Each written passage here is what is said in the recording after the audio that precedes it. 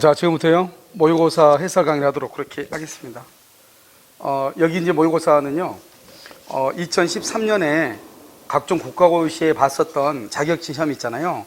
거기에서 나온 문제를 가지고 40문제를 만든 것이에요. 그래서 여러분 보시면 이제, 되는데, 여러분 이제 문제집이 새로 나오잖아요. 문제집은 어떻게 되냐면, 새로 나올 문제 아마 이번 주나 다음 주 초에 나올 거예요. 2021년이 있죠. 작년에요. 2020년, 작년에요.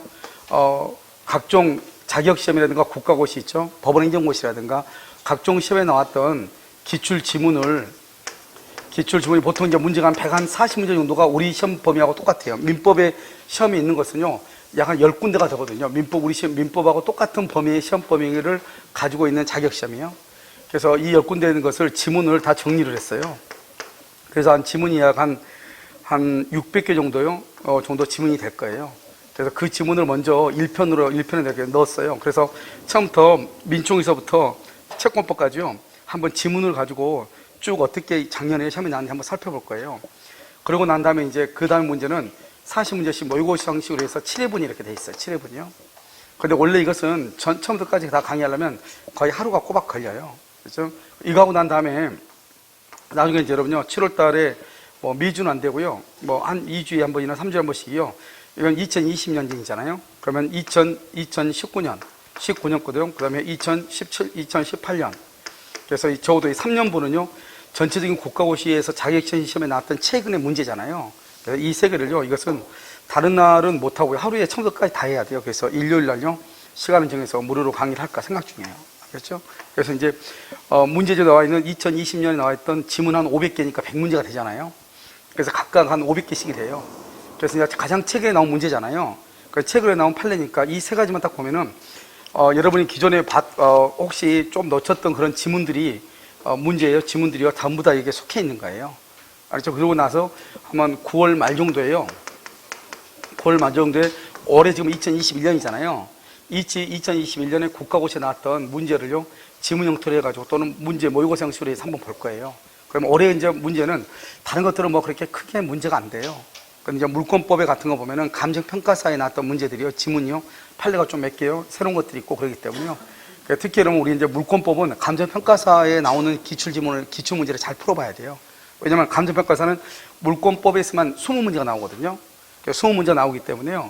그 20문제 중에, 다른 자격시험이라든가 다른 국가고시에서 나오지 않았던 문제들이 좀 새로운 판례들이 많이 나오고, 그 판례가 있다가 이제 나중에 어디로 나오냐, 다른 국가고시에 나오고요. 또 감정평가사 출제위원하고 우리 시험 출제위원하고 거의 비슷해요. 왜? 과목이 다 비슷하니까. 그래서 작년에 1차 합격에서도 모봉 선생님 있죠? 거기 그 제자가요, 1차를 합격하고 나서 바로 이번에요, 감정평가사 시험을 봤는데, 제가 감정평가사 1차를요 86점인가 7점인가 평균을 해가지고 1차 합격했더라고요. 그래서 합격하고 바로 시험 본 거예요. 거기는 뭐냐면 영어 시험이 하나 있긴 있어요. 근데 그건 자격시험이니까요, 누구나 그냥 다 한 2달 정도 공부하면 자격시험은 다 되는 거예요. 거기에다가 뭐냐면 시험이 다 겹치죠. 우리 부동산학 원론인데 거기는 우리는 부동산 개론이잖아요. 이게 완전히 40문제인데 거의 30문제 가까이 겹쳐요. 그 다음에 나머지는 또 민법도요, 물권채권이 거의 다 많이 겹치고요. 그 다음에 공시법 들어가고, 지적법, 공시법 있죠. 거기 다 문제 다 들어가고요. 그 다음에 공법에 있는 것, 국계법, 그 다음에 도정법, 건축법, 주택법, 이게 다 들어가요. 거기에요. 그러니까 여러분들 공부 안 해도 되잖아요. 그런 데는요. 그래서 거기는 우리보다 좀 더 쉽게 나와요. 그래서 그게 다 나오고 그러기 때문에 실제로 거기서 보면 이제 감정평가론인가 아니 경제학하고 회계가 있는데요. 경제학하고 회계학만 강의를 들으면 되는 거예요. 그래서 쉽게 합격하니까요. 여러분들도요, 공부를 하고 난 다음에 감정평가사에 대해서 한번 하면 1차는 이번에는 좀 합격률이 낮더라고요. 감정평가사 38%래요. 원래는 한 48% 정도 돼요. 그래서 50% 가까이가 합격을 해요. 그러고 나서 2차가 주관식인데요. 주관식은 거기서 이제 필요한 학원들이 있어요. 또는요, 사이트들이 있으니까 거기서요, 공부를 하고 나중에 가서 시험만 보면 돼요. 2차 논술형 쓰는 연습이 있잖아요. 이걸 하면 되는 거거든요. 그래서 일단요, 한번 보도록 그렇게 하겠습니다. 이것은 다 2013년 세무사 시험이에요.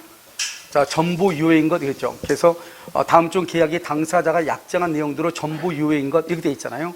그럼 전부 유효 이걸 물어보는 것은 단속 규정 이런 것을 물어보겠죠. 자, 1번은요, 변호사 아닌 자 이렇게 돼 있죠. 이것을 변호사법 위반이라고 얘기하는 거예요.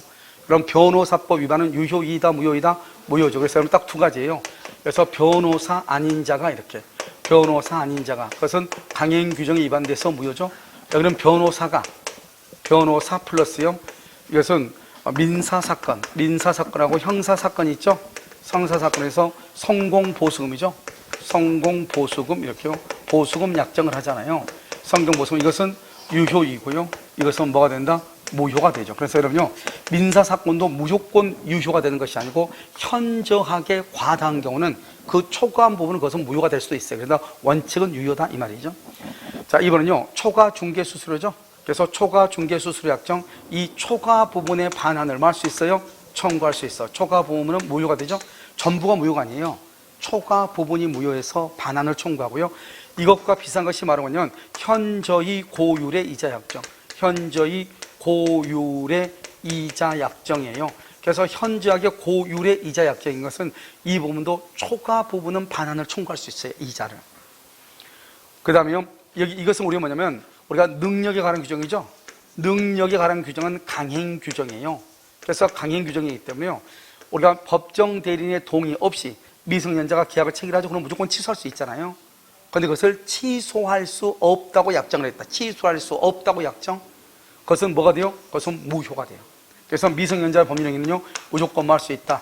취소할 수 있다. 그래서 취소할 수 없다? 그건 안 되죠. 그것은 능력에 관한 규정은 강행 규정이고, 미성년자는요, 자기가 미성년자임을 알면서 계약을 해도 무조건 뭐 할 수 있다. 취소할 수 있다. 이 말이죠. 4번은요, 여기 이제 세무사 시험이니까 그 세무사라고 나왔잖아요. 예를 들어서 여러분요, 이런 것이죠. 여러분요, 위약벌 약정 있죠. 위약벌 약정은 원칙적으로 유효이잖아요. 그런데 여기서 현저하게 과도하다, 현저하게 중한, 또는 현저하게 과도하다 이런 말이 나오잖아요. 그럼 이것은 유효예요, 무효예요? 무효가 되잖아요. 여기는 부당하게 과도하다 이렇게 돼 있잖아요. 이런 것은 이건 성공보수 약정이요. 이것은 유효이다, 무효이다, 무효이다 이렇게. 그래서 보수금 청구 무효가 된다 이런 말이죠. 아시겠죠?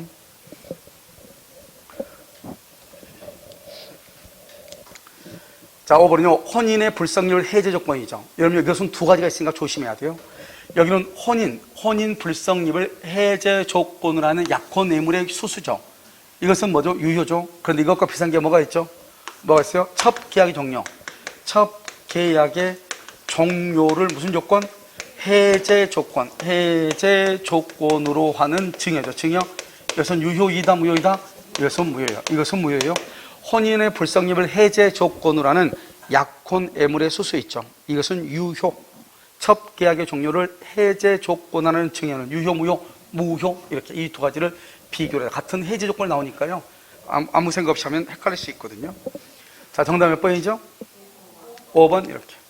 자, 40번 불공정한 법률행위죠. 여기 봐봐. 여기 지금 뭐라고 나왔죠? 법률행위라고 나왔죠? 그럼 법률행위는 반드시 뭐가 있어야 돼요? 의사표시가 있어야 되죠? 근데 여기 경매죠. 경매는 어떻게 된다? 법률의 규정이죠. 그래서 법률의 규정에 의한 물권변동, 이건 법정이란 말이죠. 그래서 경매는 불공정한 법률행위가 적용되지 아니한다 이렇게. 2번요. 우리가 불공정하다 이 말을 어떻게 하지? 불공정이다 이 말은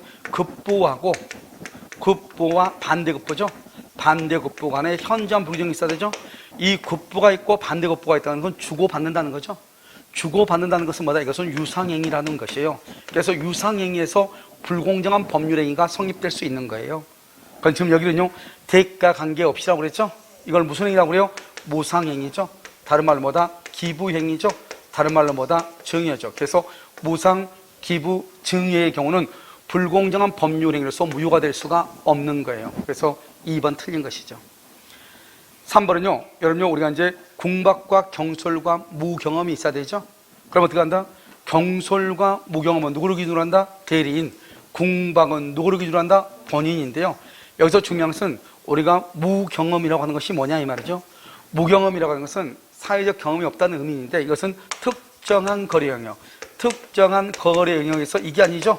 뭘 한다? 이것은 거래 일반, 거래 일반에 있어서 경험의 부족을 얘기하죠. 거래 일반, 특정한 거래 영역에서 경험의 부족을 얘기하는 것이 아니고 거래 일반에 있어서 경험의 부족을 얘기하는 것이다 이런 말이에요.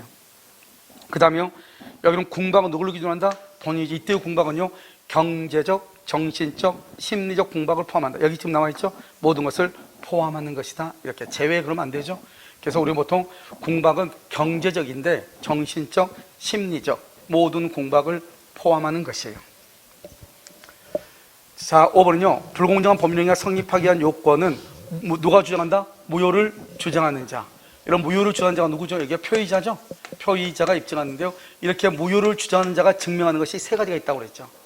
뭐가 있다? 104조 불공정한 법률행위, 107조 비진위 표시, 108조 통정허위 표시. 이 세 가지. 이 세 가지는 누가 증명을 한다? 무효를 주장하는 자. 그래서 비진위 표시의 무효는 무효를 주장하는 자가, 비진위 표시의 무효는 선의의 제3자에게 대응하지 못한다. 제3자의 선의는 추정된다. 제3자가 아니고 제3자가 선의가 아니고 악이라고 하는 것을 누가 증명한다? 무효를 주장하는 표의자가 입증을 하는 것이다. 이런 말이죠. 알겠죠? 세 가지는 무효를 주장하는 자가 증명을 한다. 정답 몇 번이죠? 2번 이렇게. 43번은요. 갑은 자신의 X 건물을 을에게 5천만 원에 매도하는 계약을 체결하고 다시 병에게 8천만 원에 매도하고 등 깨졌죠? 그럼 지금 여기서 이걸 간단하게 우리가 이제 써야 되는 거죠. 이렇게 병하고 이렇게요. 그래서 병한테 등기를 했다. 이 등기를 했는데 적극 가담이다 이런 말은 있어요, 없어요? 없죠. 그러면 이제 밑에서 이제 읽어봐야 되겠죠. 갑과 병 사이의 계약이 유효이다. 유효란 말이 뭐죠? 적극 가담했다, 안 했다? 적극 가담을 하지 않았다 이 말이죠. 이런 경우는 채권자 취소권을 행사할 수 있어요, 없어요? 없죠. 이때는 누구만 소유자다? 병만 소유자이기 때문에 병만. 유효인 것은 완전히 병이 소유자죠. 병이 소유자이기 때문에요. 을은요, 을은 채권자 취소권 행사할 수 없죠. 여기서 채권자 취소권 또 나왔죠? 채권자 취소권 그러면요, 첫 번째 뭐다? 첫 번째. 언제나, 어떻게 행사한다? 재판상 행사를 한다. 언제나요? 그 다음에 여기가 세 가지죠? 이중매매. 이중매매에서 채권자 취소권이 있어, 없어? 없죠? 통정 허위 표시에서는 채권자 취소권이 있어요, 없어요? 채권자 취소 표시는 통정 허위 표시에는 채권자 취소권 행사할 수 있다. 그 다음에 우리가 또 채권자 취소권 또 어디서 나오죠? 관습상 법정지상권. 관습상 법정지상권이 성립한다, 안 한다? 성립하지 않는다. 이렇게 성립하지 않는다. 지상권이 성립하지 않는다. 통정 허위 표시로서 무효일지라도 채권자 취소권 행사할 수 있다. 이중 매매로서 무효인 경우 채권자 취소권 행사할 수가 있다, 없다? 없다. 이렇게. 그 다음에 2번 갑과 병 사이의 계약이 유효이다. 유효이다 그 말은 병이 소유자다 이 말이죠. 그러면 을은 갑에게요 더 이상 갑은 등기 해줄 수 있어, 없어? 없죠. 채무 불행을 이유로 손해배상을 청구한다. 여기서 중요한 거죠. 이 손해배상 청구죠.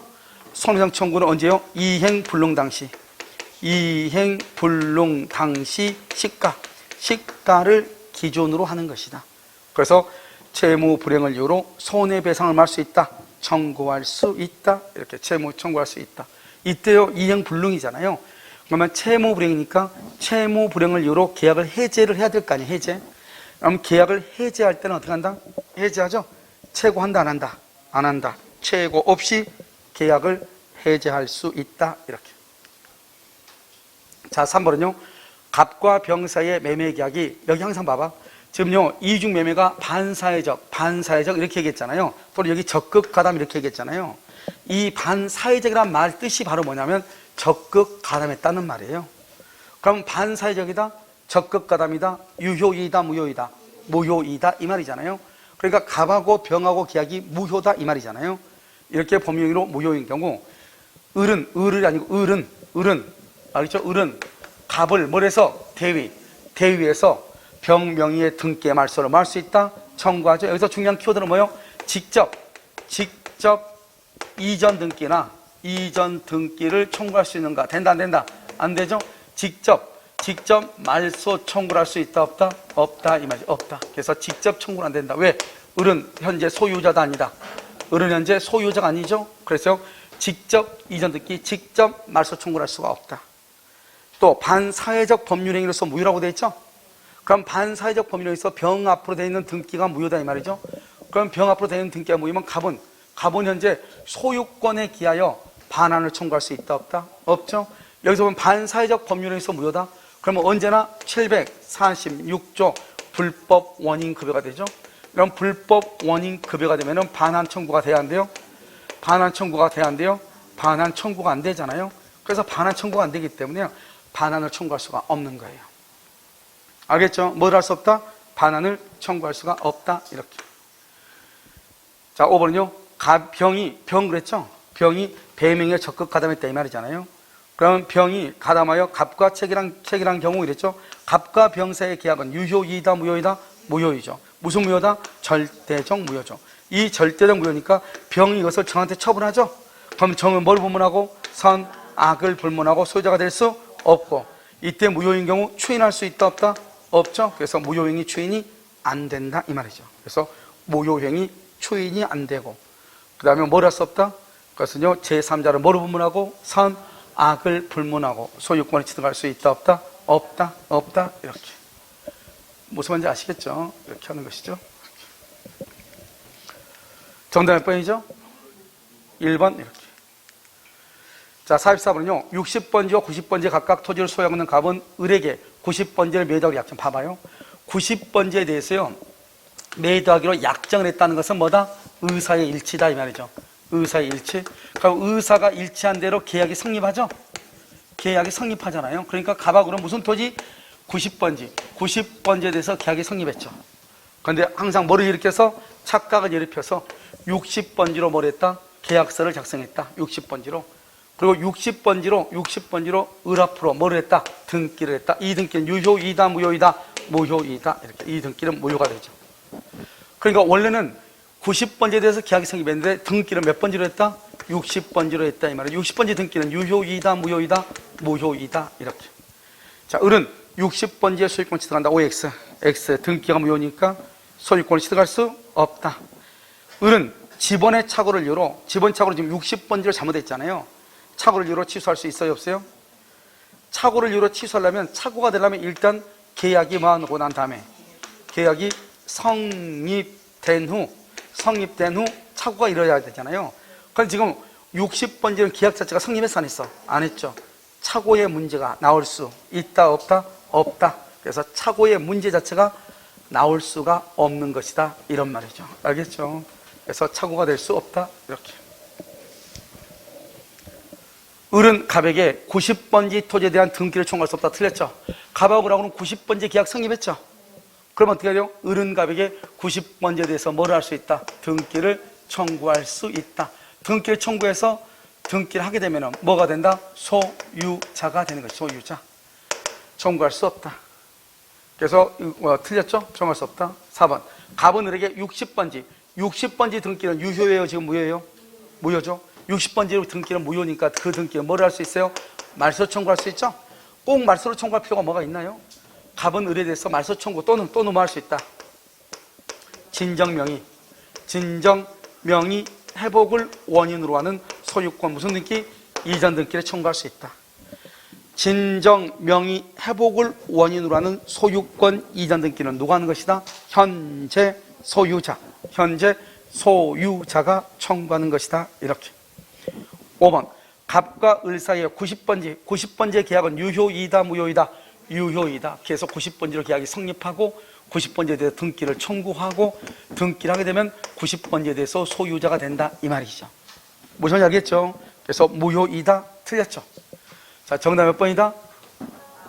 정답 4번이에요. 맞는 것을 고른 거예요. 그래서 옳은 것 그러면 4번.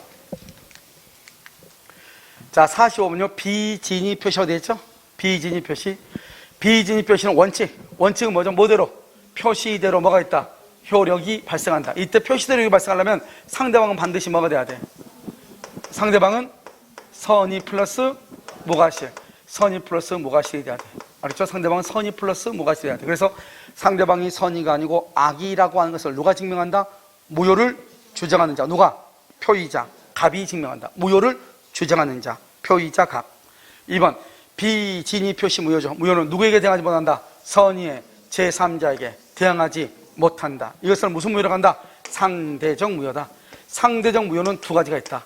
하나는 비진의 표시 무효하고 하나는 통정 허위 표시하고. 이 무효인 경우는 뭐를 할 수 있다? 무효행위 추인. 그래서 무효행위의 추인. 그래서 비진의 표시하고 상대적 무효를 추인한다가 아니고 상대적 무효면서 그것은 확정적 무효예요. 그래서 비진위 표시 무효와 통정 허위 표시에 의한 무효는 뭘 할 수 있다? 무효행위 추인을 할 수 있다. 이렇게. 3번 비진위 표시 무효는 상대방과 뭐가 없다? 통정이 없다는 미호점에서 허위 표시와 구별된다. 이렇게 되어 있나요? 그런데 우리는 허위 표시는 두 가지가 있어요. 하나는 단독 허위 표시가 하나는 통정 허위 표시인데요. 아무튼 여기서 말하는 허위 표시라는 것은 통정 허위 표시를 얘기하겠죠. 왜? 통정이 없다는 점에서 그랬으니까요. 이 말의 뜻이 뭐냐? 자요, 의사와 표시가 있어요. 근데 이 의사 표시가 불일치예요. 불일치. 불일치를 뭐라 한다? 이것을 의사의 흠결이라고 얘기해요. 의사 흠결. 이 의사 흠결을 표의자가요. 표의자가 알고 있느냐 모르고 있느냐 이 말이죠. 표의자가 알고 있다. 그럼 여기서 표의자만 알고 있느냐? 이것을 비진위 표시. 이것을 혼자만 알고 있죠. 그래서 단독 허위 표시라고 하는 거예요. 단독 허위 표시. 혼자만 알고 있으니까. 그런데요, 상대방의 양해를 구했느냐, 상대방의 양해를 구했느냐, 이것을 뭐란다? 이것을 통정 허위 표시라고 그래요. 통정 허위 표시, 이렇게 얘기해요. 그럼 여기서 보면 둘이 짜고 한 것을 통정이고, 짜지 않고 혼자만 아는 것을 비진이죠. 그럼 여기서 보면 비진이는 상대방과 뭐가 없다? 양이란 말이 바로 통정이란 말이거든요. 통정이란 것이 있어 없어? 없죠. 없으면 비진이, 있으면 통정 허위 표시. 만약에 의사 표시의 불일치를 모른다? 그럼 뭐라 한다? 이것을 착오라고 하는 거죠. 그래서 착오하고 통정이나 비진이하고는 알고 있냐 모르고 있냐. 통정하고 비진은 어떻게 한다? 상대방하고 짜고 했느냐 짜지 않고 했느냐. 상대방하고 짜고 했다? 그것을 다른 말로 뭐라 한다? 양해를 구했다, 통정을 했다, 이렇게 얘기하죠. 그래서 우리는 비진위 표시를 뭐라 한다? 심리유보 또는 단독 허위 표시라고 얘기하는 것이고, 통정 허위 표시는 두 사람과 짰죠? 그래서 통정 허위 표시 이렇게 얘기하죠. 그래서 우리는요 여기서 통정이 없죠. 그래서 차이가 있다. 4번 이걸 우리 뭐한다? 이것을 대표적인 심리유보라고 그래. 심리유보, 독일 민법에서 인정하는 것이죠. 심리유보. 여기 보면 임차인을 내보낼 의도 없이, 의사 없이, 이걸 뭐란다? 이걸 비진이죠. 비진이로 건물을 비워달라 표시를 했죠. 이걸 비진이 표시라고 그래. 이 사람이 하고 싶은 것보다 임대료만 올릴 목적이에요. 그러니까 나가지 않았으면 좋겠어요. 그걸 비진이 표시라고 얘기하는 것이죠. 이런 경우를 비진이 표시. 이것은 임대인 혼자만 지금 이 짓을 하고 있는 거죠. 이것을 단독 허위 표시. 다른 말로 이것을 심리유보라고 하는 거죠. 심리유보. 심리유보가 뭐죠? 임대료를 올릴 목적만으로 이 말이잖아요. 그렇죠? 자, 5번 공무원이 사직의 의사표시죠. 여기 봐봐. 공무원. 뭐라 하죠? 사직의 의사표시라고 되어 있네요. 이 공무원은 뭐란다? 사인, 개인이라고 하죠. 사인. 의사표시는 누가 어디다 한다? 국가죠. 그래서 사직의 의사표시를 공법행위라고 하죠. 사인의 공법행위 이렇게. 그래서 사인의 공법행위 이렇게 얘기하죠. 공무원의 사직의 의사표시, 사인의 공법행위 이렇게 얘기하는 거예요. 이해되셨나요? 의원 면직 처분을 하는 경우 사직의 의사가 없다는 것을 처분권자가 알았다면 그것은 무효이다. 틀렸어. 이 사인의 공법행위는 언제나 뭐대로? 표시대로 유효이다. 효력이 있다. 언제나 표시대로 무효이다. 그러면 안 돼. 언제나 표시대로 유효이다. 이렇게 얘기를 하는 거예요. 됐나요? 이것을 우리는 사직의 의사표시 이렇게 얘기를 하는 거예요.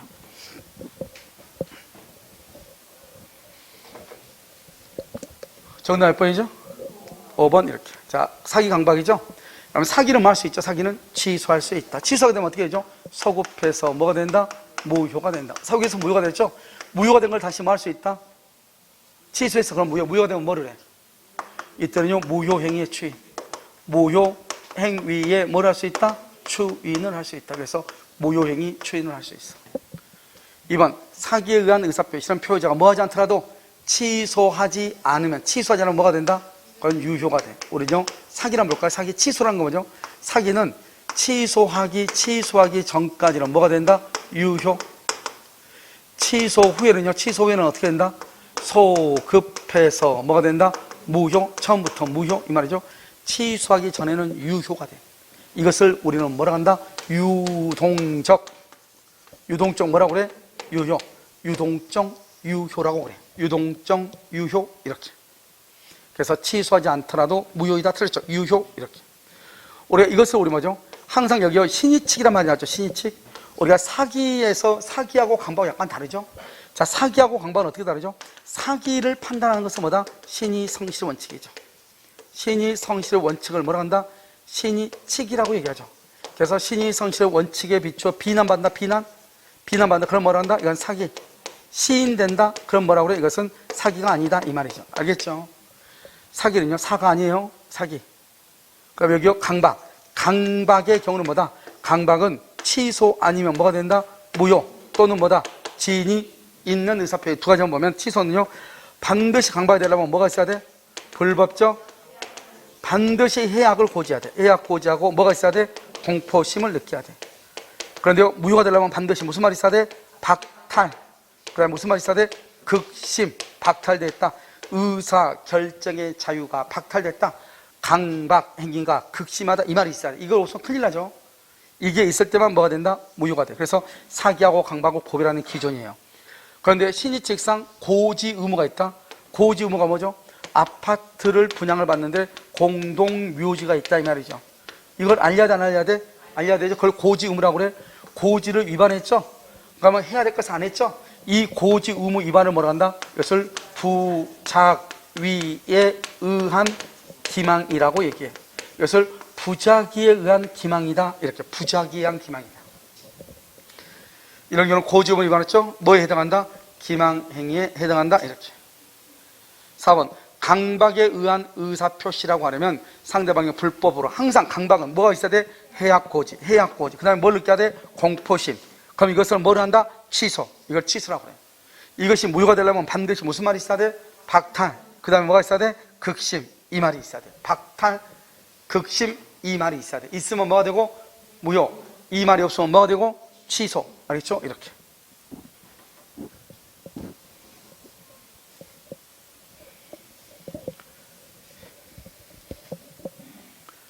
자, 5번요. 제3자 기망. 이러면 이게 이제 지금, 이게 이제 문제죠?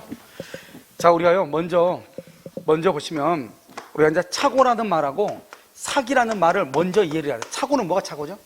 착오는 여러분요, 의사와 표시가 일치하지 않는 이것을 알고 있어야 돼? 표의자가 모르고 있어야 돼? 모르고 있어야 되죠? 사기는 뭐요? 사기는 의사와 표시가 일치하는데 뭐가 있어요? 하자가 있는 거, 말이. 그래서 첫 번째가요, 완전히 첫 출발이 다른 거예요. 착오의 첫 출발은 뭐예요? 의사표시가 일치하지 않아야 돼. 사기의 첫 출발은요, 일단은 일치를 해야 돼. 이게 큰 차이예요. 일치하냐, 기도하지 마. 좀 이따 기도해. 알겠죠? 여기 의사 뭐죠, 의사? 의사라고 하는 것은 뭐냐면, 신원보증서류. 또 우리는 뭐라, 우리는 계약서. 신원보증서류에 서명 날인한다고 했는데, 여기요, 연대보증서, 연대보증서면에 서명을 했잖아요. 알죠? 이것을 우리는 판례가 뭐라고 했냐? 이것을 서명의 착오다. 무슨 착오다 했다? 판례가 서명의 착오, 서명의 착오다. 그럼 서명은 뭐로 하는 거죠? 손으로 하죠. 손이나 입으로 하는 것을 뭐라 한다? 표시라고 했죠. 이것을 뭐라 한다? 표시상의 착오다. 표시상의 착오는 착오로서 뭐 할 수 있다? 취소할 수 있죠. 취소하려면 무슨 착오가 돼야 돼요? 이 착오로 무슨 착오? 중요 부분의 착오가 돼야 돼. 그래서 우리 시험에는 어떻게 나왔냐? 이렇게 나왔어. 한 번은 표시상의 착오다. 이렇게 나오고, 한 번은 중요 부분의 착오다. 왜? 착오를 이유로 뭐 할 수 있으니까 취소한다. 취소하려면 무슨 착오가 돼야 돼? 중요 부분의 착오가 돼야 되는 거잖아요. 그래서 우리 시험에는 이렇게 두 가지로 나왔다. 알겠죠? 그런데 여기는요, 의사표시가 일치하니까 일치하고 하자가 없는 거기 때문에 여기 한번 봐봐. 제3자의 기망이란 말이 나왔죠? 제3자의 기망이란 말이 나왔다 해서 이것을 사기라고 하면 큰일 난다. 이걸 지금 얘기하는 거예요. 계약을 체결한 경우 그 행위가 뭐를 구성한다? 여기 죄송해요. 이건 그 말이 아니네요, 지금요. 설명을 한 차고 그러는데 이 말이 아니네요. 이것은 뭐냐면, 우리가 이제 사기하고 강박 그 자체가 위법해요. 그럼 여러분, 우리가 법률 사실에서 위법행위는 두 가지가 있다고 그랬어요. 위법행위는 뭐가 있죠? 하나는 법률 사실 보면은 외부적 용태, 예부적 용태, 그 다음에 여의부적 용태는 적법행위하고 위법행위가 있잖아요. 위법행위는 뭐가 있어? 채무 불행하고 불법행위가 있잖아요. 사기는 위법행위 중에서도 불법행위에 속하는 거예요. 알겠죠? 이 불법행위니까 이것을 뭐 하지 않고도 취소하지 않고도 뭐를 청구할 수 있어? 손해배상을 청구할 수 있는 거예요. 만약에요, 그 사기는 110조 재량에서 취소할 수 있다고 되어 있죠? 취소하고 손해배상을 청구해도 되고, 취소하지 않고 손해배상을 청구할 수도 있고, 이게 중요하다니까요. 근데 여기서 또 한 가지 중요한 게 뭐예요? 취소했죠? 그럼 취소하게 되면 어떻게 돼요? 취소하게 되면 뭐를 청구해요? 부당이득 반환을 청구하죠? 부당이득 반환을 청구하는 거예요. 그럼 부당이득 반환의 경우는 그것은 선의하고 악의가 있는데, 선의는 현존이, 악의는 이익에다가 이자에다가 손해까지. 그럼 여기는 이미 손해배상의 말이 이 안에 들어가 있는 거예요. 그러니까 부당이득을 청구하고 또다시 손해배상을 청구할 수 있어 없어? 없죠. 그래서 이것을 뭐라 한다? 부당이득과 손해배상은 중첩적으로 행사할 수 있다. OX. 중첩적으로 그러면 안 돼. 어떻게 한다? 이 두 가지는 중첩적으로 행사하는 것이 아니고 선택적으로 행사한다. 선택적 행사. 이 선택하려면 이 두 가지로 뭐 한다? 경합한다. 이렇게 경합하니까 선택적으로 둘 중 하나를 선택한다. 그런데 손해배상 청구를 하면 반드시 취소할 필요는 없다. 취소 없이도 청구할 수 있다. 그래서 여기요, 우리가 신원보증 서류에 대해서 사인한다고 사인했는데 연대보증서면에 사인했어. 누구 때문에요? 제3자의 기망 때문에.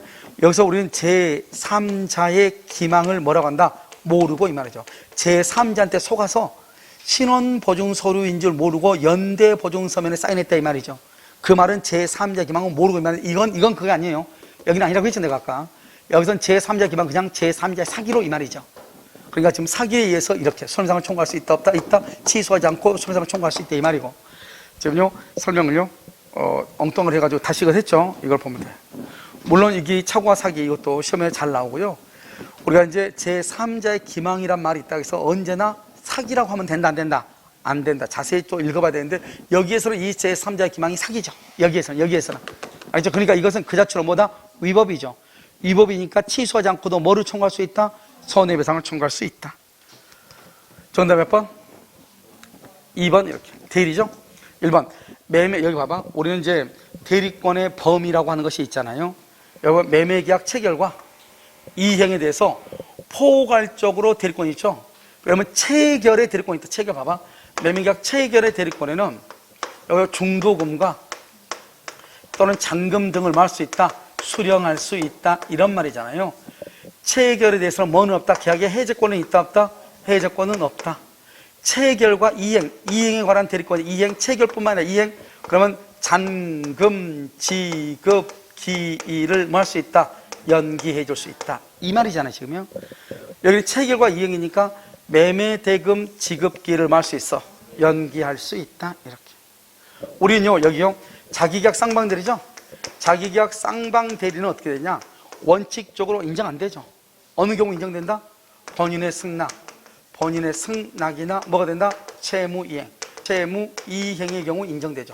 자기계약 쌍방대리는요. 그런데 이 채무이행은 원칙은 본인의 승낙을 요하지 않는다? 본인의 승낙을 요하지 않죠? 예외적으로 본인의 승낙이 있어야 되는 경우가 있어. 이것도 본인의 승낙이 있어야 되는 경우가 있어. 어느 경우다? 대물변제, 그 다음에 뭐? 경계, 그 다음에 세 가지. 다툼이 있는 것, 그 다음에 항변권이 붙은 것, 그 다음에 기한이 미도래, 기한이 도래하지 않는 것, 기한이 미도래 채무이행, 다툼이 있는 채무이행, 항변권이 붙은 채무이행, 기한이 도래하지 않는 채무이행, 다툼이 있는 채무이행, 항변권이 붙은 채무이행, 기한이 도래하지 않는 채무이행. 이런 채무이행의 경우는 이러면 이건 어떻게 돼요? 본인의 승낙이 있어야 돼. 승낙이 없으면 어떻게 돼요? 승낙이 없으면 승낙 없이 하죠. 그럼 무권대리가 돼. 알겠죠? 그래서 여러분요, 우리는 원칙적으로 자기계약 쌍방대리를 위반하면 무권대리가 돼요. 무권대리 유동적이에요, 확정적이에요? 이것은 유동적 무효거든. 유동적 무효. 그래서 대물변제, 경계, 다툼이 있다, 항변권이 있다, 기한이 미도래한다. 된다, 안 된다? 안 되죠. 그런데 여기는 봐봐. 판례가 뭐냐면 입찰은 부동산 입찰은 뭐냐? 부동산 경매죠. 동일한 물건이라는 것은 하나의 물건이 나왔는데요, 갑하고 을하고 두 사람이요, 서로 A라는 사람한테 자기한테 낙찰 받아달라는 거예요. 그리고 위임장을 서로 두 사람이나 준 거예요. 그럼 이 사람 어떻게 돼요? A한테 낙찰 받으면 안 되고 B한테 낙찰 받으면 안 되는 거잖아요. 그러니까 이런 경우는 원칙적으로 뭐라 판례가 말하겠다? 무효이다. 이때 무효는 아무 말이 없어 무효는 확정적 무효가 되거든요. 그냥 원래는 쌍방대리 금지니까 뭐라고 얘기해야 돼요? 무권대리다 또는 유동적 무효다 이렇게 해야지 맞는 말이잖아요. 근데 판례가 그냥 무권대리 또는 유동적 무효라는 말을 쓰지 않고 뭐라고 얘기했다? 무효 이렇게. 그래서 이게 시험에 잘 나오는 거예요. 원래는 뭐라고 해야지 논리적이죠? 무권대리 유동적 무효라고 했어야 돼. 근데 판례가 지금 뭐라고 했다? 그냥 무효. 무효는 3대 원칙 아무 말이 없으면 당연히 무효이고 확정적 무효이고, 알겠죠? 그 다음에 여기 우리가 이제 뭐죠? 당연무량선 재판으로 할 필요가 없다 이 말이고요. 그 다음에 확정적 뭐하고 반대죠? 유동적하고 반대예요. 그 다음에 절대적 뭐하고 반대죠? 상대적하고 반대. 그러니까 무효는 절대적 무효가 원칙인 거예요. 그러니까 비진입 표시하고 통정의 표시가 특이한 거예요. 비진입 표시의 무효는 선의의 제3자에게 대항하지 못하잖아요. 이것을 상대적 무효라고 하는 거예요. 원래 절대적 무효는요 어떻게 하죠? 선의의 제3자에게도 뭐 할 수 있다? 대항할 수 있다 이런 말이에요. 무슨 말이겠죠? 그래서 이건 무효 그랬어 무효. 그래서 무권대리 그러면 큰일 나. 유동적 무효 그러면 큰일 나. 알죠? 이 말이 여기서 중요해. 여기서. 그래서 우리 시험에 나왔죠 이것도요. 그래서 이렇게 보시면 된다. 그 다음에 여러분요 이렇게 여기 지금 1번이 지금 대리권의 범위로서 매매계약 체결의 대리권은 중동과 잔금을 수령할 수 있죠. 이걸 수령해가지고 대리인 자신이나 자기 여자친구 제3자를 위해서 사용하는 것, 그것을 뭐라 한다? 대리권 남용이라고 얘기하는 거예요. 그래서 대리권 남용은 항상 어디에서부터 출발한다? 대리권의 범위 안에서 출발한다. 그럼 대리권의 범위 안에서 대리권을 남용을 하게 되기 때문에 모든 책임은 누가 진다? 본인이 진다. 이렇게. 자, 3번은요. 갑소유 X토지에 관하여 매매계약을 체결할 대리권을 쓰면 체결? 그러면 체결할 대리권 그랬네요. 그러면 체결할 대리권은 중동과 잔금을 뭐 할 수 있다? 수령할 수 있네요. 수령했다는 말은 상대방이 대리인한테 잔금을 줬다 이 말이죠. 그러면 상대방은 자기 할 일 다 한 거예요. 그러니까 상대방은요 대리인한테 잔금을 주고 누구한테 등기 청구하죠? 상대방은요 본인에게 뭘한다? 등기를 뭐한다? 청구한다. 그래서 본인한테 등기를 청구해요. 본인한테. 그래서 여기요 을이 잔금을 갑에게 전달하지 않았다. 을이 잔금을 대리인요 자기가 갑에게 전달하지 않았다. 그 말은 무슨 말이죠? 자기가 사용했다 이 말이죠. 이걸 대리권 남용이라고 그래요. 대리권 남용은 모두 다 누가 책임진다? 본인이다. 그래서 병의 잔금 지급 채무를 뭐한다? 소멸하고, 소멸했죠 지금. 소멸하고 병은 누구한테? 본인 갑에게 등기를 말 수 있다? 청구할 수 있다. 이렇게. 아시겠죠? 자, 문제는요. 상대방의 대리인이 이 말을 보고요. 무슨 말인지 약간요. 설명하기가 좀 그런 사람들이 있죠. 왜냐면 우리가 이제 항상 이런 말이 나오면 본인하고 상대방, 우리는요. 본인하고 상대방하고 대리인하고 이것만 계속 공부해가지고 그러는데 이런 것들은 약간의 그 표현력의 응용이에요. 여기 한번 보시면은 상대방의 대리인이 그랬죠. 상대방의 대리인이 표의자를 기망했다고 되어 있죠. 그럼 여기서 우리는 어떻게 하죠? 우리는 원래는 어떻게 하죠? 일단 써. 쓰면은요. 이게 본인이고 대리인이죠. 대리인이 상대방을 보통 뭐를 했다? 기망했다 이 말이잖아요. 그러면 이 사람이 누가 돼야 돼? 이 사람 상대방이 돼야 되는데 여기는 지금 뭐라고 되어 있다? 상대방의 대리인이 그랬네. 그럼 대리인 을인데 여기서 상대방은 갑을 얘기하는 거야. 본인을 얘기하는 거예요. 여기서 상대방은 본인을 얘기해. 본인. 알죠? 갑을 얘기한다고. 여기서 상대방은 그러니까 본인의 대리인이잖아요. 뭐라고 해야 돼? 상대방의 대리인. 똑같은 말이지 아니에요? 상대방의 대리인 그러면 이 사람이 누가 되죠? 본인이 되는 거잖아요. 그러니까 봐봐. 우리는 왜 이 사람이 본인이고 이 사람이 왜 상대방이라고 하는가? 이걸 고정시켜서 보면 안 되고 항상 뭐가 중요해요? 우리는 대리전은 대리인이 기준이잖아요. 대리인이. 그렇잖아요. 대리인이 기준이잖아요. 대리인의 입장에 봤을 때 갑은 자기한테 대리권 준 사람이고 본인이지만 자기하고 체결한 병은 누구예요? 항상 대리인이 기준이니까 그런 거잖아요. 그러니까 대리인을 기준으로 봤을 때 갑을 본인이라고 하고 병을 상대방이라고 하는 거잖아요. 그런데 지금 여기는 지금 아예 그냥 처음부터 뭐라고 되어 있죠? 상대방의 대리인이 이렇게 되어 있죠. 이것은 누구의 입장에서 봤을 때 상대방이라는 거예요. 누구의 입장을 봤을 때? 누구의 입장을 봤을 때 상대방의 대리인 그랬죠? 상대방의 대리인 그러면 내가 봤을 때 저 사람이잖아요. 내가 봤을 때 이 사람의 대리인 이 말이잖아요. 내가 봤을 때는 여기가 상대방이죠. 상대방의 대리인 이 말이잖아요. 그러니까 걔는 다 똑같으니까 그냥 대리인이 있고 대리인이 상대방이 되니까 그냥 상대방이 누군지 모르겠지만 갑이라고 쓰고 을로 쓰면 돼. 그 다음에요 표의자가 누구죠? 표의자는 말하는 사람이니까 병이죠. 병이 상대방이죠. 원래는 뭐 어떡하죠? 이 사람은 지금 여기는 이 사람 뭐라고 되어 있죠? 표의자라고 표시되어 있고, 여기는 지금 뭐라고 되어 있죠? 상대방이라고 표시가 되어 있다. 이런 뜻이에요, 단지. 근데 이 사람이 본인이고, 왜? 대리권을 줬으니까. 이 사람하고 얘기했으니까 표의자가 상대방이고, 이런 거예요. 그러니까요, 대리인이 상대방을 지금 사기를 쳤죠? 그러면 표의자가 본인한테 무조건 뭐 한다? 취소한다. 이 말이죠. 알겠죠? 그러니까요, 표의자는 자신의 의사표시를 뭐 할 수 있다? 취소할 수 있다. 여기서 표의자가 누굴 얘기해? 여기서 표의자가 누굴 얘기해? 병을 얘기하죠, 병을. 병은 갑에게 취소할 수 있다. 이렇게 얘기하죠. 자, 이제 원래는 이렇게 하는데, 이걸 다시 이제 여러분들이 그러면 그대로 저기 있는 거 그대로 이해하려면 어떻게 하면 되죠? 이렇게 하면 되죠. 갑이 있고, 병이 있고, 여기죠. 이 사람 누구죠? 상대방이죠. 이 상대방이요, 여기서 뭐를 준다? 대리권을 주죠. 대리권을 수여하죠. 그래서 여기 을이 누구죠? 대리인이죠. 대리인. 이 사람이 말을 하니까 창약자니까 이 사람을 뭐라 한다? 표의자다. 이렇게 얘기하죠. 됐나요, 지금요? 자, 이 상태에서 이제 봐. 그러면요, 상대방이 대리한테 대리권을 줘가지고 대리인이 표의자를 사기를 쳤다 이 말이죠. 그럼 표의자는요, 대리인한테 사기 당했죠. 사기 당했으니까 누구한테 취소해? 본인한테 취소해야 되죠? 여기서 본인이 누구죠? 상대방이죠? 얘한테 취소하는 거잖아요. 그러니까 표의자가 취소할 수 있다. 똑같은 말이잖아요. 알겠죠? 이렇게 보면 여러분 약간 복잡할 수 있으니까요. 이것은 뭐 여러분한테요, 읽다가요, 미쳐라, 뭐 이런 뜻이잖아요. 알겠죠? 자, 민법 126조 표현대리가 성립하기 위해서는 뭐가 있어야 돼? 126조는 반드시 뭐가 있어야 돼? 기본 대리권. 기본 대리권. 그래서 기본 대리권은 법정 대리권, 임의 대리권, 복대리가 다 되는데 중요한 것은 이 법정 126조에서 기본 대리권에는 법정 대리권이 포함되죠? 이때 법정 대리권은 뭘 얘기한다? 일상가사 대리권. 일상가사 대리권. 일상가사 대리권이 포함되죠? 이 일상가사 대리권에는 또 뭐가 포함된다? 사실혼. 사실혼 배우자가 여기에 포함돼. 사실혼 배우자. 이런요, 남녀가요, 동거 중에 있단 말이죠. 근데 두 사람이 우리는 결혼식, 혼인신고 않고 동거에 이런 말 하는 사람이 있어, 없어? 없잖아요. 그럼 옆에서 봤을 때는요, 이 사람들이 누구처럼 보여? 부부처럼 보여, 안 보여? 부부처럼 보이잖아, 부부처럼. 그럼 부부처럼 보이니까요, 그럼 갑이라는 사람이 뭐 하면 을이 책임지고 의식주에 관한, 의식주. 일상가사라는 것은 의식주에 관한 것이에요. 알겠죠? 자고, 입고, 먹고. 알겠죠? 그래서 그에 관한 것이니까요, 사실혼 배우자도 일상가사 대리권, 기본 대리권에 대해서 표현 대리가 성립할 수 있다 이 말이죠. 아직 이건 우리 시험에 안 났어. 사실혼 배우자. 알겠죠? 그런데 사실혼 배우자가 인정이 되는 거 또 있어. 또 인정되는 경우가 있고 인정 안 되는 경우. 사실혼 배우자가 인정되는 거 뭐가 있어? 사실혼 배우자를 보호하는 거 어디가 있어? 주택임대차 보호법. 주택임대차 보호법에서 주택임차권의 승계. 알겠죠? 그래서 뭐가 없을 때, 상속인이 없을 때, 알겠죠? 사실혼 배우자가 임차인의 지위를 승계하죠. 여기 안 되는 거 있어. 어디? 사실혼 배우자 안 되는 거 어디가 있어? 명시탁에서. 부부간의 명시탁 있죠? 명시탁에서 부부. 이때 부부를 얘기할 때는 된다 안 된다? 안 되죠. 뭐가 없으니까? 혼인 신고가 없으니까. 알겠죠? 사실혼이라고 하는 것은 세 군데서 나오는 것이다. 이렇게. 알겠죠? 126조 표현들에서 기본 대리권에 뭐가 있다는 거예요?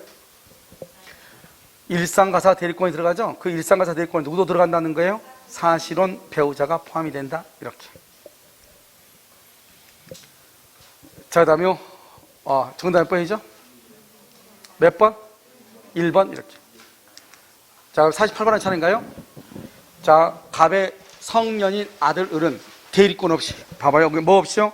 대리권 없이 무권대리죠? 그 성년의 아들이니까요. 뭐가 나오냐면 아버지가 사망했다. 아버지를 상속해서 추인을 거절할 수 있는 거, 뭐 이런 것도 나오겠네요. 알겠죠? 갑의 대리가 칭하면서 병에게 매도했다. 1번, 병이 갑에게 상당한 기간을 정하여 추인료 박탈을 최고로 뭐라고 한다? 최고로 뭐라고 그래요? 의사의 통지. 의사의 통지, 준 법률행위죠? 최고 거절, 의최고. 그 기간에 확답을 발하지 않는다. 여기서 무슨 주의를 한다? 발신주의죠? 그럼 발신주의는 모두 몇 가지가 있다? 6가지. 6가지가 있죠? 강의 노트 다 있으니까요. 여기서 말하는 무권대리에서 상대방의 최고에 대한 확답. 그 다음에 제한 능력자가 된 후 상대방의 최고의 촉구에 대한 확답. 그 다음에 사원총회 소집 통지. 그 다음에 격지자 간의 계약이 있어서 청약에 대한 승낙.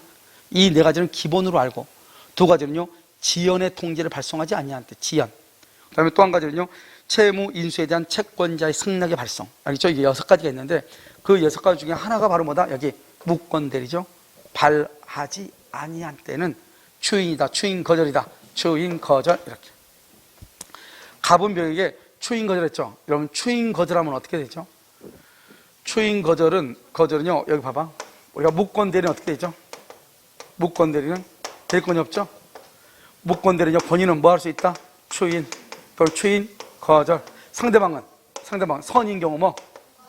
선인 경우 항상 입에 다문하고 있어. 알겠죠? 선인 경우 철회, 선, 악을 불문하고 최고권 이렇게. 이 사람 무슨 책임? 무, 바, 실 책임. 이게 무권 대리의 기본적인 틀이에요.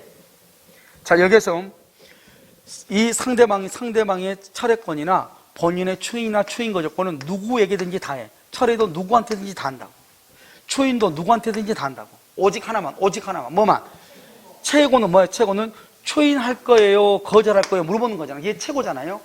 그래서 최고는 누구한테만 한다? 오직 병이 본인에게만, 상대방이 본인한테만 해. 이것만. 그 외에는 철회든 추인이든 추인 거절이든 누구에게든지 다 할 수 있다.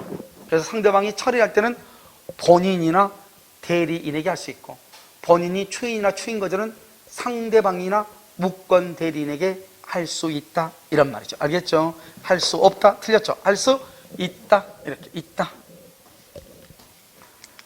3번 병이 계약 당시, 여기서 중요한 것은 계약 당시란 말이 왜 중요해요?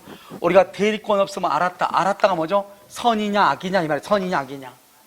선인 경우는 처리하고 악인 경우는 최고할 수 있다는 거죠. 그러면 선이냐 악이냐를 언제를 기준한다? 계약 당시를 기준한다. 갑에 추인이 있기 전 뭐 할 수 있다? 철회 안 되죠. 추인 전 철회, 이 말은 맞아? 추인하기 전에 철회해야 돼, 그 말은 맞는데 악이니까 안 된다. 악이니까. 누가 아니니까? 선이가 아니니까. 그래서 여러분 보면 본인의 추인권하고 추인 거절권하고 철회권이 이렇게 있잖아요. 세 가지가 있죠. 이렇게 있잖아요. 그럼 어떻게 돼요? 이 세 가지는 상호 배타적이죠. 그래서 추인하게 되면 뭐가 되고, 여기 확정이 돼. 항상 확정.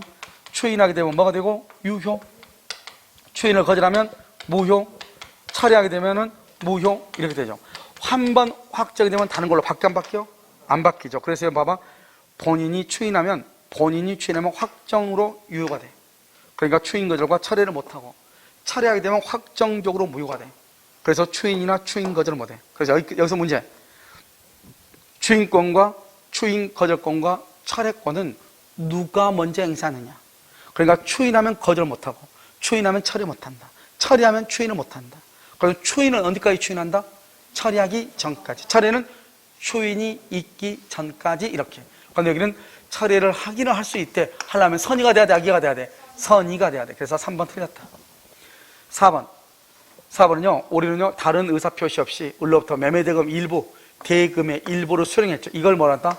대금의 일부를 수령했다. 무권 대리한테 본인이 대금의 일부를 수령했다. 이것을 뭐란다? 묵시적 추인. 묵시적 추인이라고 그래. 원래 이러면요, 무효행위 추인은 소고표가 있어요, 없어요? 없죠. 무권 대리행위 추인은 소고표가 있어요, 없어요? 있죠. 그래서 계약시에 소급하여, 계약시를 뭐라 한다? 대리행위시.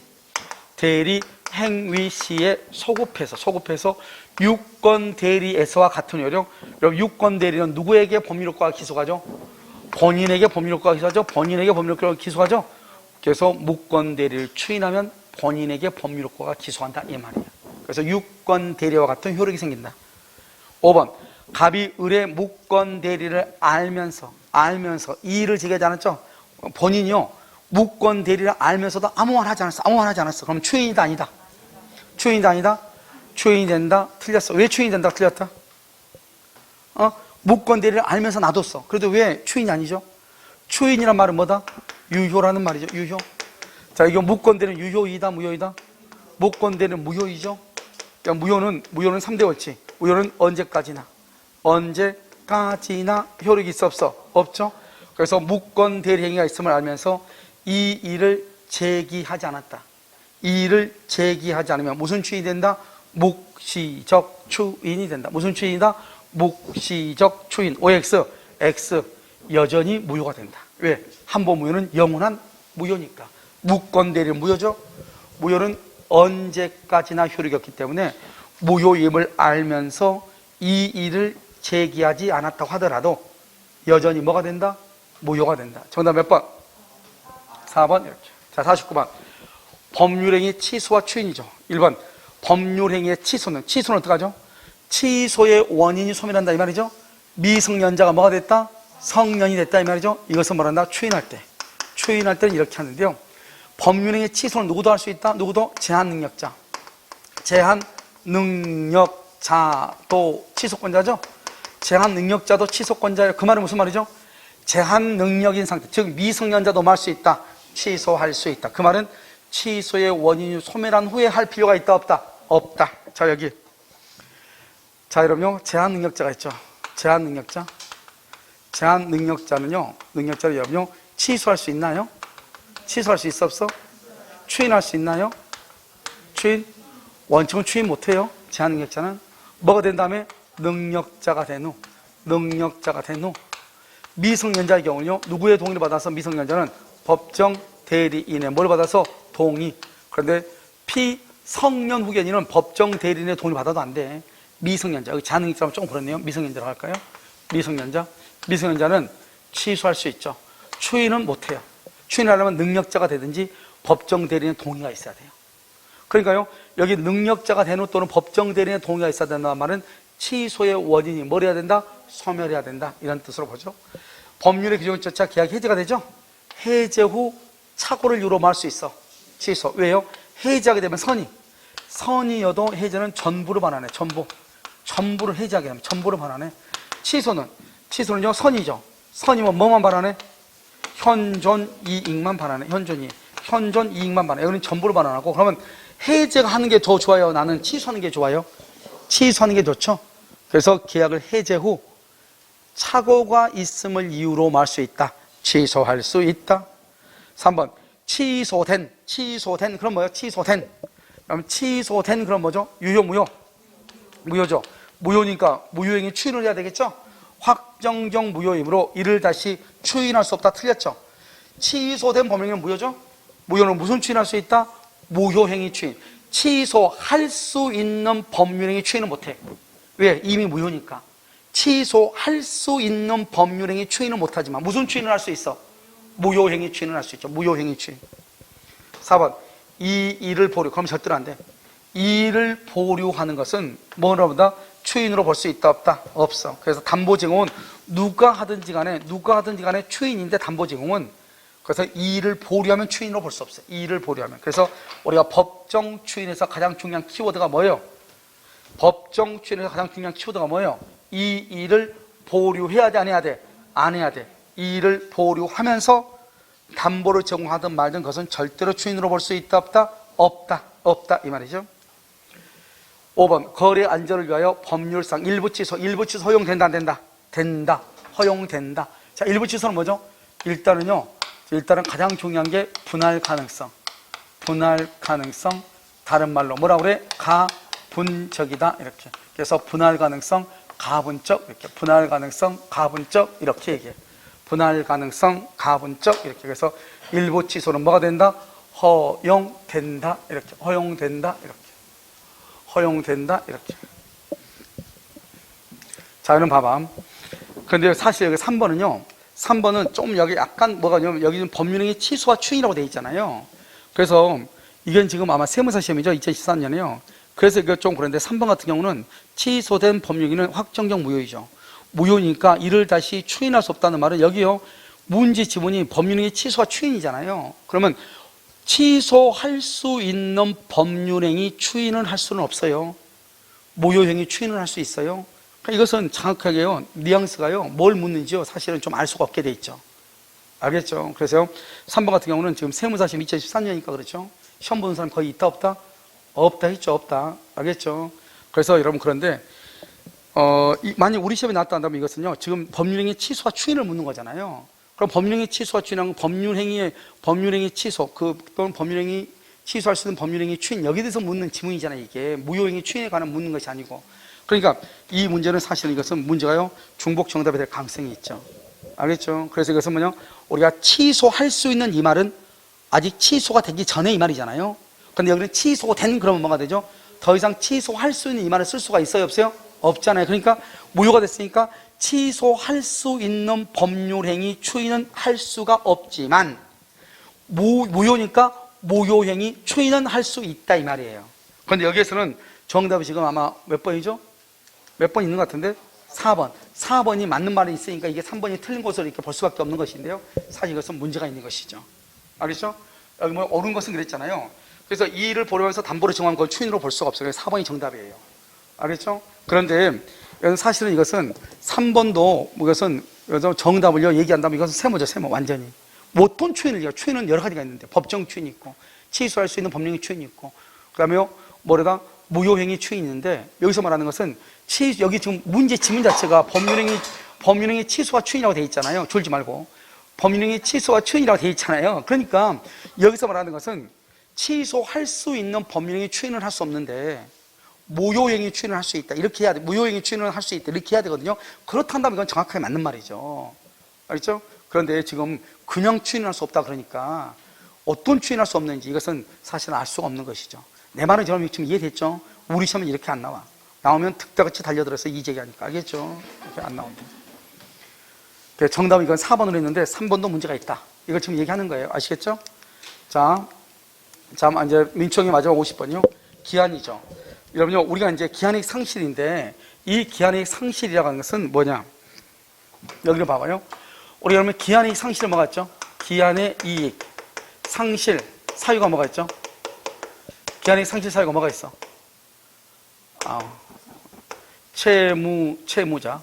채무자가 담보를 손상 감소 멸실, 담보 제공을 하지 않을 때, 담보 제공은요, 채무자가 파산 선고를 받을 때, 이걸 기한이익 상실이라고 그래요. 알겠죠? 그런데 이 기한이익 상실에는 상실 특이하게는 두 가지가 하나는 정지조건부, 기한이익 상실 사유가 있고요. 하나는 형성권적 기한이익 상실 사유가 있어요. 여기서 이제 먼저 이걸 이해해야 돼. 그럼 정지조건이라는 게 뭐냐면 시험에 합격하면 차 사줄게. 그럴 때 정말로 시험에 합격했어. 그럼 어떻게 하면 돼? 차 사주면 돼. 언제? 바로 합격하자마자 바로 즉시. 정지조건은 성취하죠. 즉시로 사주는 거예요. 사달라고 해서 사주는 게 아니고. 근데 형성권은 뭐예요? 형성권 일방적 뭐예요? 의사표시죠. 형성권은 말로 해야 되는 거야. 그래서 기한이익 상실한 게 뭐냐면 이런 거죠. 야, 내가 너한테 돈 빌려주는데 1년 있다 갚어.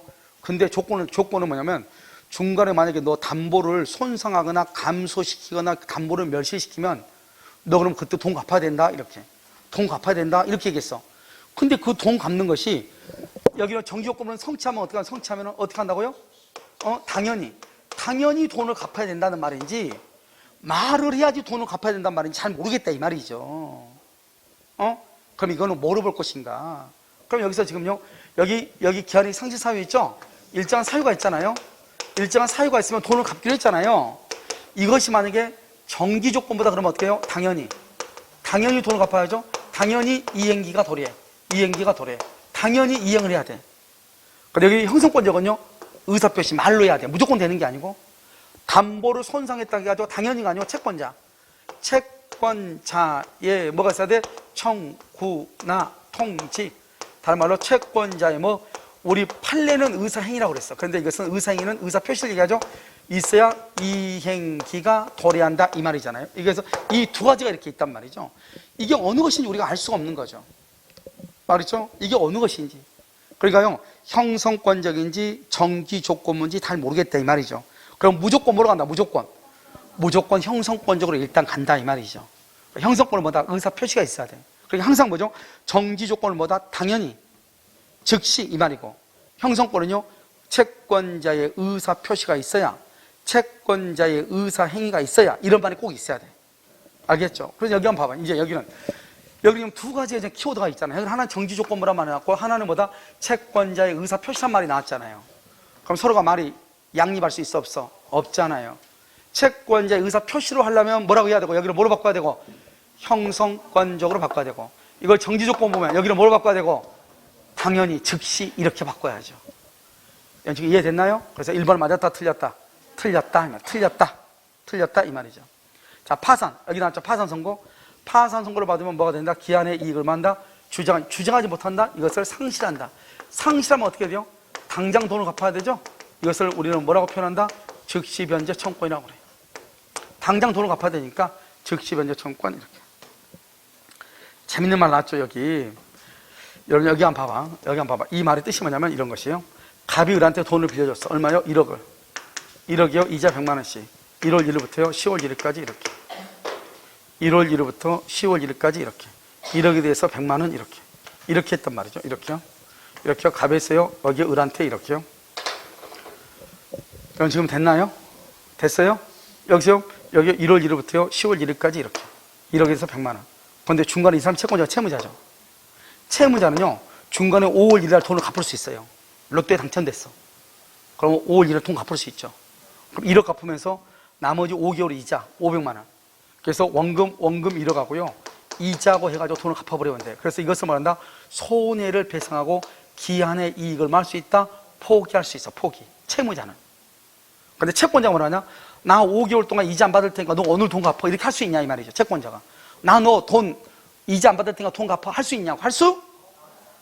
여기 지금 그걸 얘기해. 채권자는 변제기까지 이자를 포기하고 당장 돈 갚으라고 청구할 수 없다 이 말이죠. 왜 없죠 이게? 채무자는 중간에 갚을 수 있는데 왜 채권자는 안 되죠? 기한의 이익에 대해서는 누구한테 있다? 그것은 채무자한테 있으니까 채무자.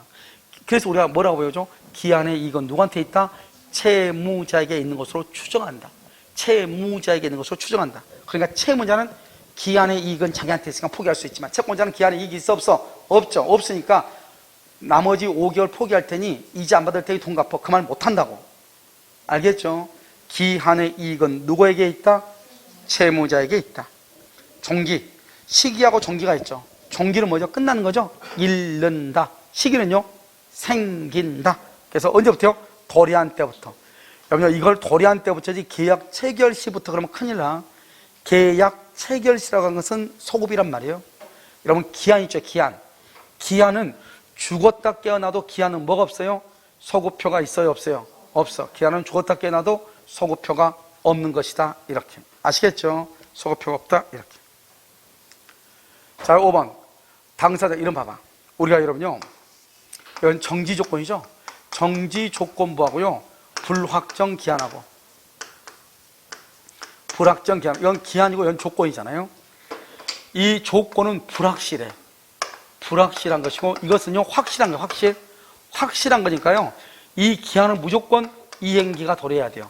이행기가 도래. 언젠가는 돈 갚을 날짜가 반드시 도래하는 거예요. 그런데 이 조건은요. 불확실이잖아요. 어떻게 될지 모르잖아요. 그러니까 여러분 정지 조건이 뭐예요? 너 시험에 합격하면 차 사줄게. 합격하면 차 사줄게. 근데 합격 안 했어. 합격 안 했어. 차 사줘 안 사줘? 그래서 이행하지 않아도 돼. 차 안 사줘도 돼. 합격 안 하면 안 사줘도 돼. 기한은 날짜가 할머니가 사망하면 이 금반지 너한테 줄게. 그랬더니 할머니가 기한이지. 할머니 죽어 안 죽어? 죽어. 언제 죽을지 알아 몰라? 죽는 건 확실하죠? 확실하니까 할머니가 죽는 건 확실하니까 금반지를 반드시 줘야 돼 안 줘야 돼? 줘야 돼. 언젠가는. 안 죽으니까 죽었어. 발생했어. 죽었어. 그럼 줘야 돼 안 줘야 돼? 줘야 돼. 할머니가 치매에 걸리셨는데 밖을 나가가지고 안 들어오시는 거예요. 지금요 그때 당시 할머니가 80이었는데 지금요 30년이 지난 거예요. 아직도 할머니가 어디 계신지 찾지 못했어. 치매 걸려 나가셨는데.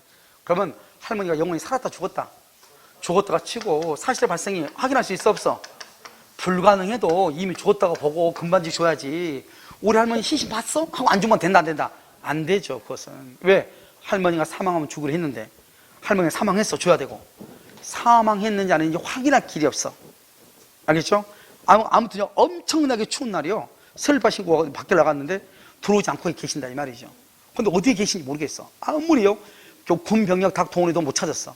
그래서 일단은 먼 걸 보는 게 우리가요 경험치에 합당하죠. 사망한 곳으로 보는 거죠. 사망한 곳으로 보고 금반지 내놔라 이렇게 얘기하죠. 슬픔은 슬픔이고 반지는 내놔라. 알겠죠? 그러니까 반드시 내가 말하는 건 뭐다? 기한이라는 것은 확실한 것이다. 그러니까 반드시 그것은 뭘 해야 된다? 이행을 해야 된다. 그런데 조건은 불확실하니까 줄 수도 있고 안 수도 있고 그냥 불확실하니까 확실해 주는 거죠.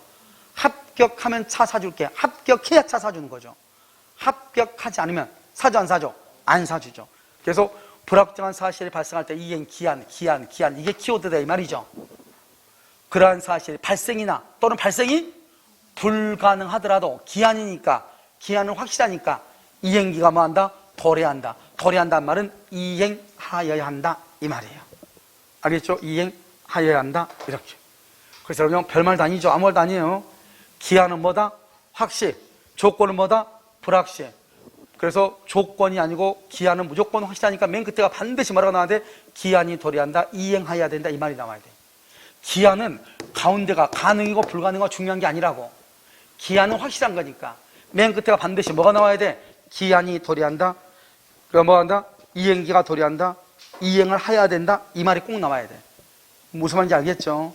자, 여기 정답 몇 번이죠? 1번인가요?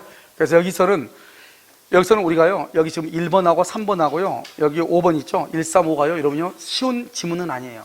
아니, 우리가 5번 같은 경우는, 3번 같은 경우는요, 채권자가 이자 안 받고 돈 갚으러 갈 수 있네, 이렇게 생각할 수 있단 말이죠. 그런데 기한의 이익은 누구한테 있다? 채무자에게 있는 것이다. 알겠죠? 채무자는 기한의 이익을 포기할 수 있지만, 채권자는 자기가 기한의 이익이, 자기한테 기한의 이익이 있지도 않는데 그 이익을 포기하고 돈을 갚으라. 말이 돼, 안 돼? 안 되잖아요. 이익은 누구한테 있으니까? 채무자에게 있으니까. 아시겠죠? 그것을 얘기하는 것이다. 이 말이죠. 그럼 여기까지가 뭐냐면 이것은 민법 총칙이에요. 알겠죠? 민법 총칙은요, 시간이 조금 걸리죠. 잠깐 쉬었다가요, 물권법이요, 14문제를 보도록 그렇게 하겠습니다. 알겠죠? 잠깐 쉬도록 그렇게 하겠습니다.